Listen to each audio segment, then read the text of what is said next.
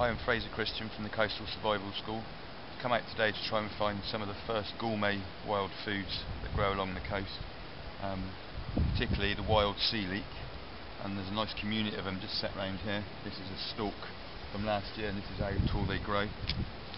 There's one there, look, with the seed heads on, and they have these amazing kind of seed heads there that drop out and disperse around the ground. Sort of managed to get really tall and long. Put those seeds back there anyway to grow.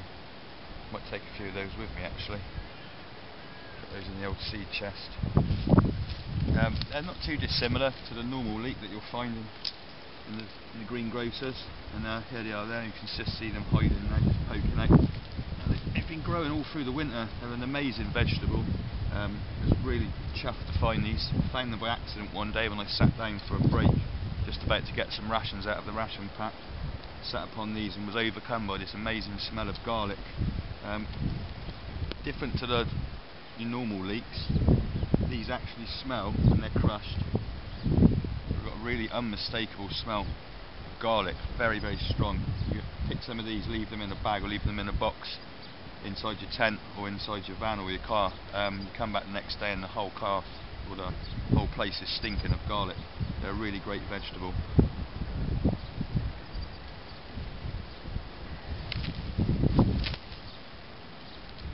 There's loads of them here. Like I said, it's a really good community and they're already starting to get to a fair size. This one here seems to be the largest one. It's about the size of my finger. Kind of difficult to get out the ground, especially at the moment, seeing as there's been a frost. But we just scrape away the loose stuff, being careful of, that's why we never use our fingers for sort of digging. There's a piece of broken glass there, just by chance. I didn't see that first of all. That was strange stuff. There's a peach stone there, it's managed to wash up. But we just scrape away, and it's great because they're self-blanched. Blanching is what they do to force a vegetable to grow up, and with it being blanched, is normally the light's restricted, which causes it to bolt towards the light, and that part of the plant that's restricted from the light is generally paler, contains less chlorophyll and a lot sweeter. But unlike the common or garden leeks, these ones, if I can just get to the root there we go. Even just with a piece of the dead stick, this luckily is tin shingle, it's really easy to get out. They've got a real bulb on them, and if I can get them out, get this one out intact, all the better. The bulb's exactly like an onion, or like a small onion. They're a bit like a salad onion in a way. And here I go, just try and pull them out. Just ever so gently does it. Just a little tiny wiggle. And that one doesn't seem to give that one a little bit more of a scrape. The roots are just holding on there.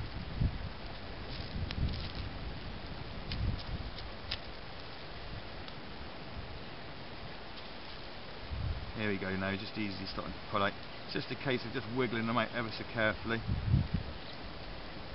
Come in. Oh no, that one's snapped off. There you go. It's taken most of the bulb out, but there's a great bit vegetable still left down in there. It's just taking the sleeve off, a little tiny bit more digging so we can get out the rest of it.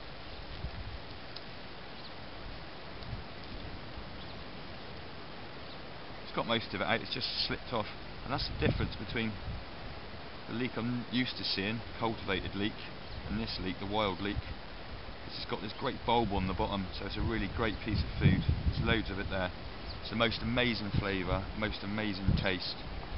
Definitely worth finding if you can. It's supposed to be kind of rare, and if anybody's watching this has ever found them before, I'd like to know. I'm down on the South Dorset coast and there's a great community of them here, but I've never found them anywhere else. So I'm going to collect a few more of these, probably get myself a slightly better scraping stick. Use a couple of stalks from there, that's kind of nice and tough. I'll try and dig up a few more. There's another nice large one there. See if this one comes out a little bit easier.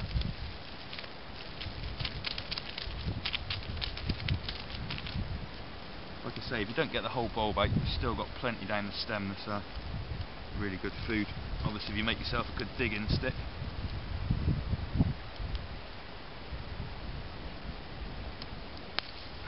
Again, that one's snapped off.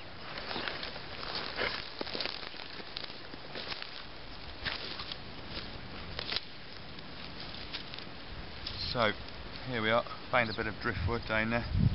So I'll actually live this and just fashion the end off to be a bit more like a small spade. See if we can get some of these leeks out intact. Again, when we're harvesting wild food, we're only going to take us a few from each area. I want to be able to keep coming back and back to this. I've been using this area now for a couple of years. I'm always amazed how many leeks there are growing here.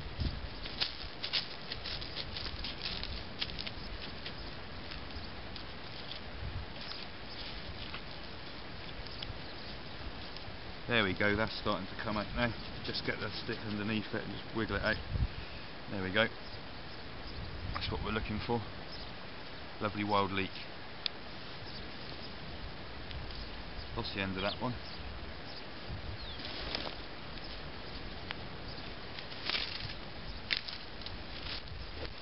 Right in amongst the patch of brambles. You're probably quite lucky because just behind here is a rabbit berry. I imagine the rabbits like these as well. Another great source of food right there. It's a virtual larder here. If I'm not mistaken, there's some sea holly growing up the back there as well. A few poisonous plants growing in amongst here though.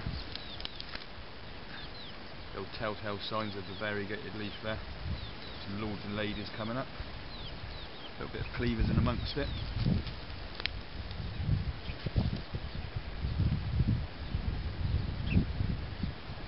Great rule that this time of year, the cleavers. Really good for cleaning up the lymphatic system as well. Good for getting rid of all the toxins.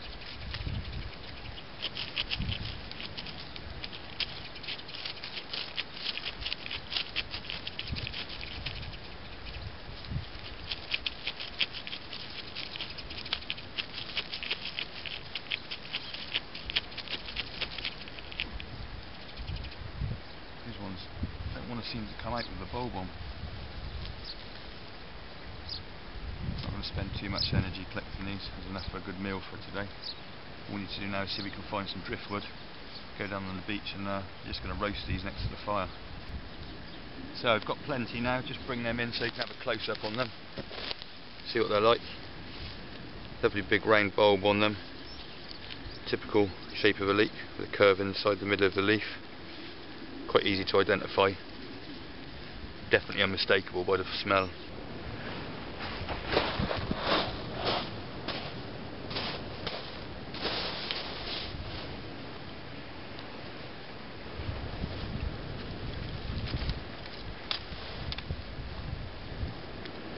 So I've got a nice collection of driftwood now. Broken cow parsley stems there, we're just going to use as some tinder hopefully. Just going to exaggerate this natural feature in the bank here. Move that stone. I've already got, without using too much energy, a nice shallow pit there. I always prefer when I'm cooking on a fire to have a shallow pit. Keeps the heat inside. If you've got your fire right up on top of the ground, the wind's blowing, we're expecting a storm tomorrow. Some gale force southwesterly winds, we've got an onshore breeze, so you don't want to blow all the heat away from your fire from what you're trying to cook, so a little pit in the ground is obviously ideal. I'm just going to line this now with a slightly shallower rock.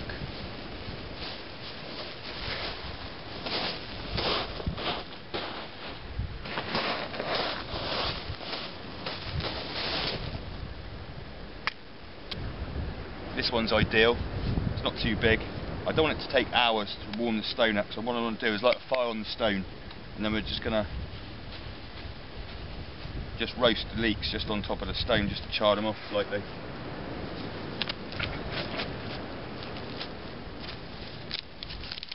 This is lovely and dry. It's a beautiful day today down on the South Dorset coast. It's one of the first nice days we've had for a long time.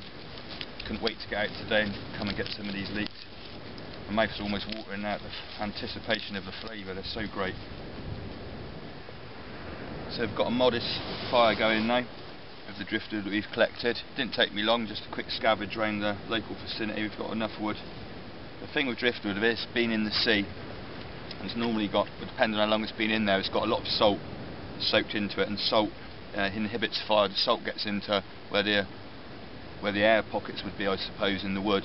Salt's used as a fire retardant in theatres for soaking into cloth to make them fire retardant, so it's worth remembering that it's going to burn probably a little bit slower than wood that you've collected up on the higher ground, so just keep plenty of space between. We've just trimmed the leeks up now. Remove all the trimmings off the top. We're just going to lay it on the fire, just turn to charcoal. Just going to lay them over, just help them steam. And I'm just sort of steaming the bits of the leaves, we won't eat them. I'm just going to put a rock on the top that's already pre-warmed. And we'll just put that on there now like that. And leave them to cook.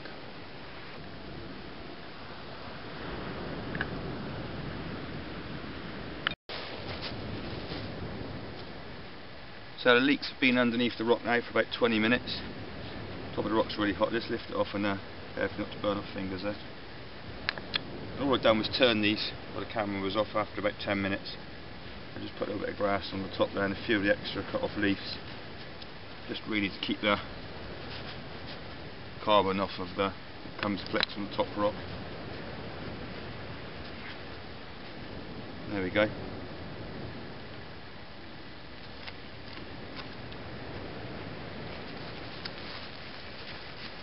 Still quite crunchy that bit. I'm just going to try this bit that's toasted at the end there. A lot sweeter. Really pungent taste. Really overpowering taste of garlic. I think I've gone over the top there, maybe cooked too many. You can just see how they've steamed lovely now. Just pick them up from the ends there. The thinner ones are probably going to be the best actually.